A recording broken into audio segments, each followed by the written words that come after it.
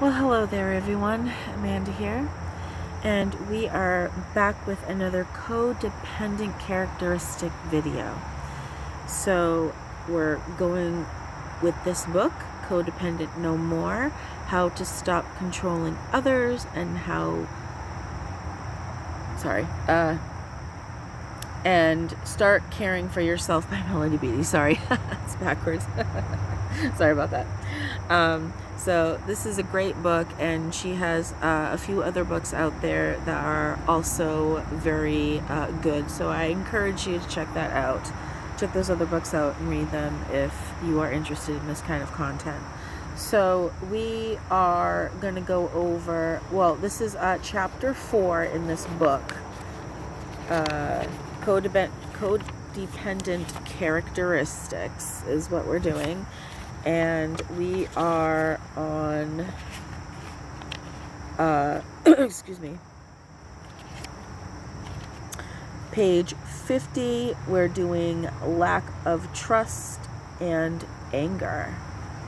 All right, so before we get started, I just want to say, hold on one second. I'm gonna put it. Okay. All right. So a quick disclaimer. The content in this video is for informational and educational purposes only. These are my personal views and opinions and do not reflect any APA practice guidelines. If you feel you need a therapist, please visit Psychology Today and search for available therapists in your area. All right, just wanted to get that out of the way. Okay. All right, so I will also put this information in the description box below so you can reference this information. Okay, so here we go. All right. So lack of trust. Codependents. Number 1, don't trust themselves. I have that issue. Number 2, but I'm working on it. I really am. I'm working on that one. Number 2, don't trust their feelings. Number 3, don't trust their decisions. Number 4, don't trust other people. Number 5, try to trust untrustworthy people. Number 6, think God has abandoned them. Number 7, lose faith and trust in God. Now, I've actually been working on this one, lack of trust, for sure. I think in a lot of my videos, I've been saying I've been doing a lot of praying lately. I've been getting in touch with God, trying to reconnect that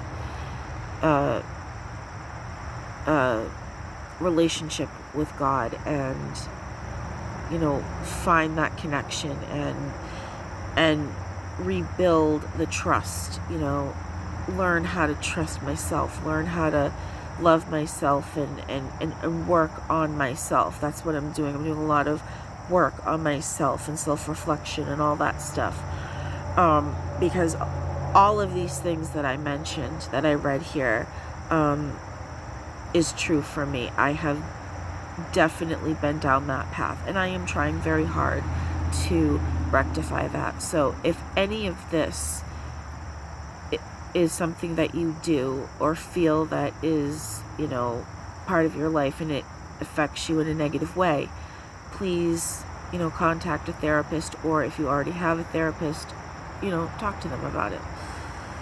So we're going to move on to anger. All right, here we go. Many codependents. Number 1, feel very scared, hurt, and angry. Number 2, live with people who are very scared, hurt, and angry. Number 3, are afraid of their own anger. Number 4, are frightened of other people's anger. Number 5, think people will go away if anger enters the picture. Number 6, think other people make them feel angry. Number 7, are afraid to make other people feel anger. Number 8, feel controlled by other people's anger. Number 9, repress their angry feelings. Number 10, cry a lot, get depressed, overeat, get sick, do mean and nasty things to get even, act hostile, or have violent temper outbursts. Number 11, punish other people for making the codependents angry. Number 12, have been shamed for feeling angry. Number 13, place guilt and shame on themselves for feeling angry. Number 14, feel increasing amounts of anger, resentment, and bitterness. Number 13, feel safer with their anger than with hurt feelings.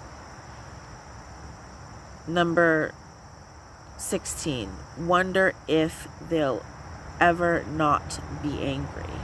I hope I got the numbers right, sorry. So yeah, that's a lot right there. Oh my goodness. Reading that out loud like that, a lot of things were like ding, ding, ding, ding, ding, ding, ding. Like, it rang true for me. I'm just going to look at this again. Okay, so feel very scared, hurt, and angry. Yes, for a long time, especially, you know, with trauma, and, you know, when I think about the things that I've gone through and had to deal with from people, that is how I felt. I felt that way. You know, I mean, I'd maybe betrayed to that list too. You know, I guess that would fall under hurt, you know, but I'm just saying, yes, I did feel that way for a long time.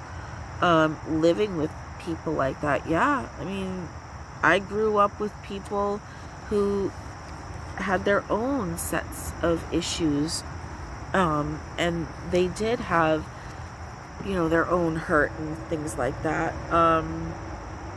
So afraid of my own anger. Yes, I have been afraid of my own anger. Oh, I got someone coming and walking their dog, so we're just gonna sit here and just it's okay. So yes, I have been afraid of my own anger before, towards other people, and even within myself, just how angry I can feel inside. It's really scary. But I am working on that for sure. Frightened of other people's anger. When I was a kid, I was definitely afraid of other people's anger. But I was brought up to fear adults, you know, like if you didn't listen, you would get hit. So I learned to, I mean, not every adult in my family was like that, but that's what it was like for a lot of it. So yeah, I did fear that. And there were times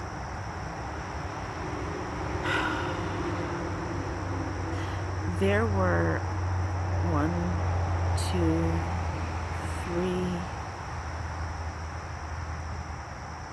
3, at least 3 that I can think of. I may have blocked out more, I don't know, of 3 men actually grabbing me like this and lifting me up and choking me.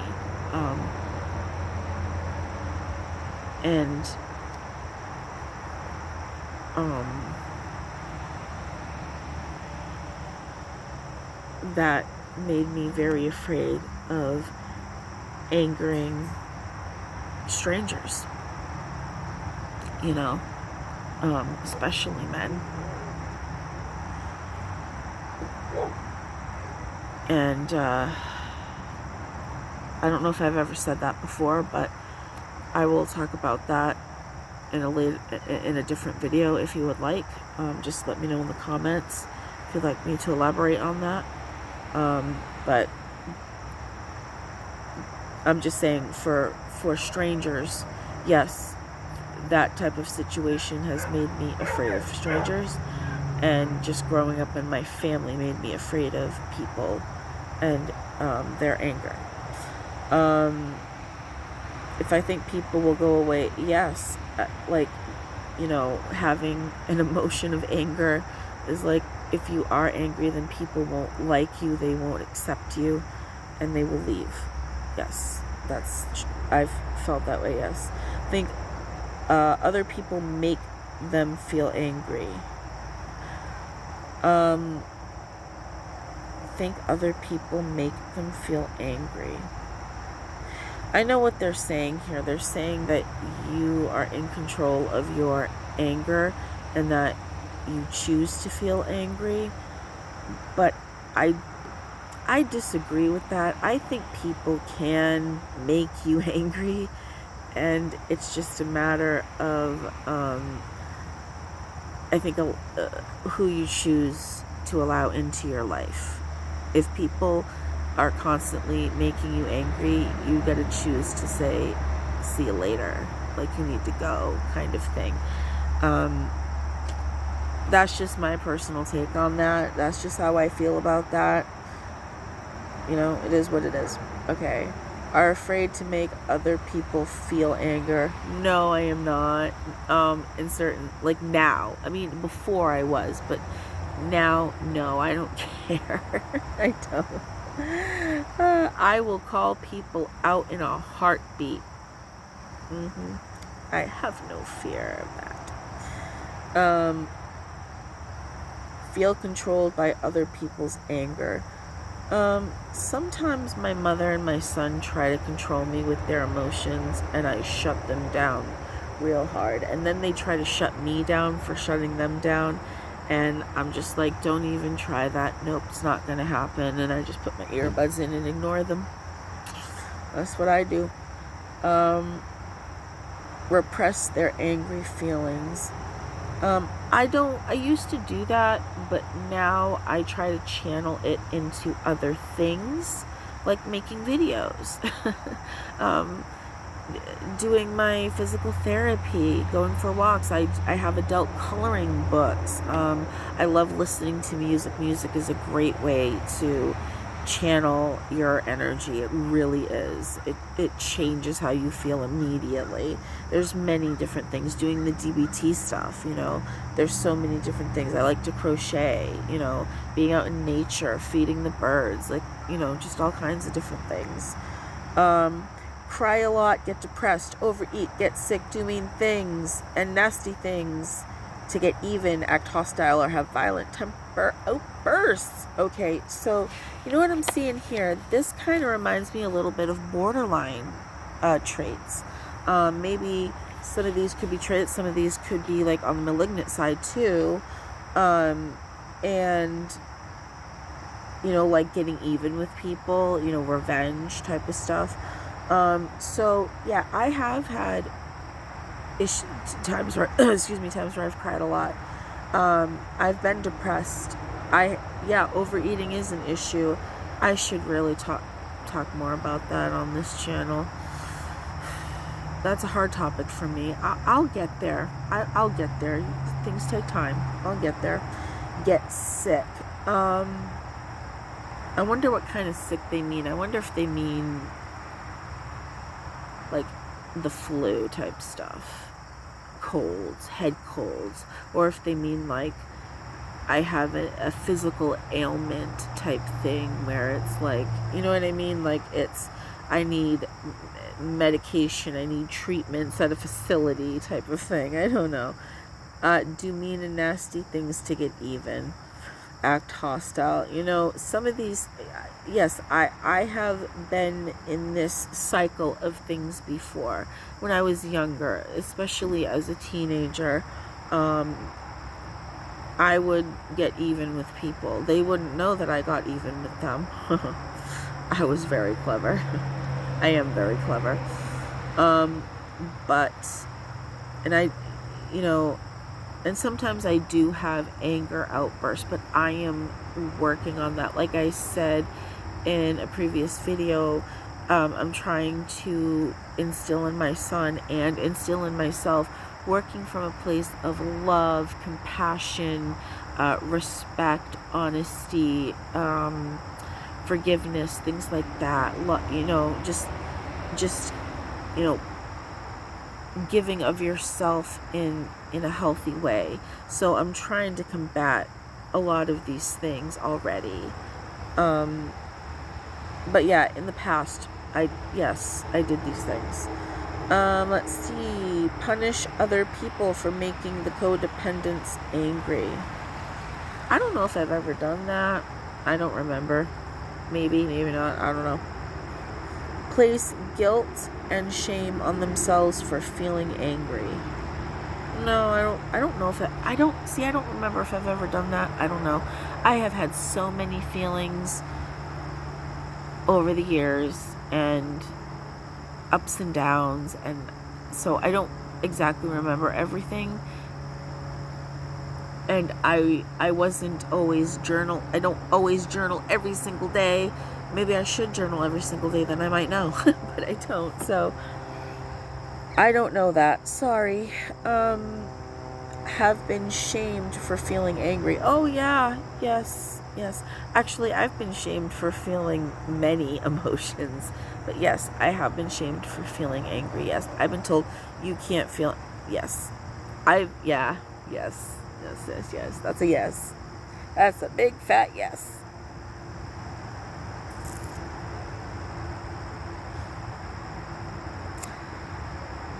Place guilt and shame on themselves for feeling angry. No. Feel increasing amounts of anger, resentment, and bitterness.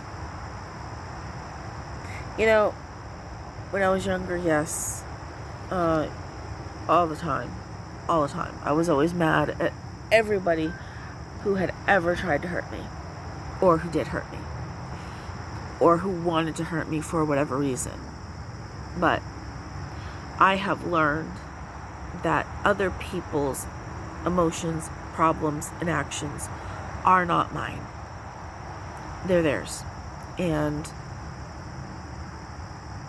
I don't want to live like that. I want to live happy, healthy, and harmoniously with myself and the earth and God, and not be bogged down by all of that type of drama and bitterness and all that stuff. So like I said, I'm trying to fill those negative emotions with the opposite emotions. Love, harmony, peace, tranquility, respect, just friendship, compassion, forgiveness, all of those things. Those types of things. Feel safer with their anger than with hurt feelings. Yeah, I think anger is easier to feel than to feel the actual pain that's underneath the anger. Because once you feel that pain, you start crying, and it hurts, and you don't want to hurt. You know what I mean? That's why you feel pain, and I think that's why you might lash out at other people, you might lash out at yourself, is because you're hurt deep inside, but you're angry, and you're mad at yourself, you're mad at everybody else, and so you go and you do these things that they're listing here, and it's a cycle that repeats and repeats and repeats. I see a lot of borderline in this, and a lot of CPTSD here, and even PTSD as well, with a lot of anxiety. There may be some other things going on here, but definitely those for sure. And then let's see, the last one is wonder if they'll ever not be angry. Okay, so yeah, I've actually wondered that if I would ever just be free of the anger, just, being like, when like something happens and like a load is lifted off of you and you just feel, I have wondered, will I ever feel less anger? Will I ever feel, better than that? Will I ever be able to embrace the good feelings? And I realize that it's not something that you wait for. At least for me, it's something that I have had to physically do myself and create for myself. So what I choose to do, what I choose to say, what I choose not to say, things like that, and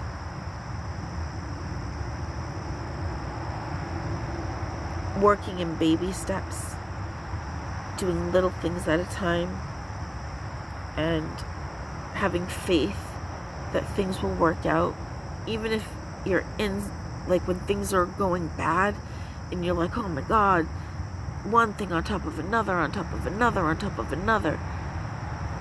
God never gives you anything that you can't handle. What I've learned is that when things are like that, no matter if they're going well or if they're going good, always be grateful for what you have and take a step back and look at the situation that you're in and figure out, okay, what can we do? Sometimes there are things you can't do, and sometimes there are things you can. And you just gotta figure out what you can do. You gotta stop and look at it objectively. Take the emotion out for a moment and look at the problem objectively. And things that you can't do right now, put them on the shelf and worry about those another day. But what can you do right now? And worry about that. And then tomorrow, worry about the other things. And slowly and surely put the pieces together. And have faith that things will happen. Sometimes things might get in the way of things. You might have to reschedule things, but instead of getting angry about it, roll with it. Be like, okay, I have to reschedule this. It's okay. It's not like it's not going to happen. It's just going to happen later. Think of it that way. At least that's what I'm trying to do. I'm trying to think in a different way. I'm trying to retrain my brain to think more like I did before the trauma happened to me. You gotta remember, the first time I experienced trauma, I was 4. So I'm trying to recreate what it was like when, when I was a little kid, that time,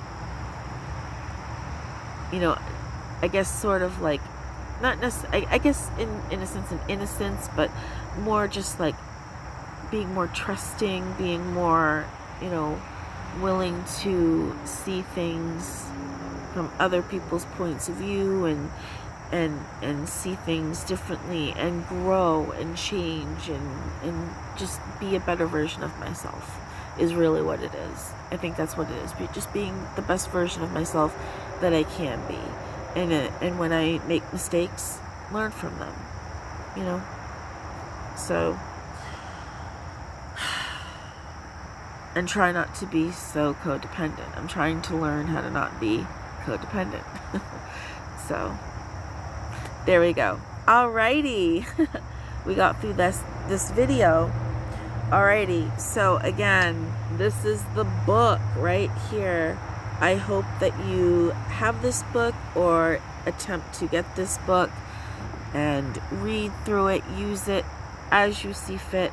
Use it with your therapist, read it through at home, and use it in your daily life. Alright, thank you for watching. I love you all. Please take care of yourselves. Please spread love, joy, and kindness everywhere you go, and I will see you in my next video. Bye, guys.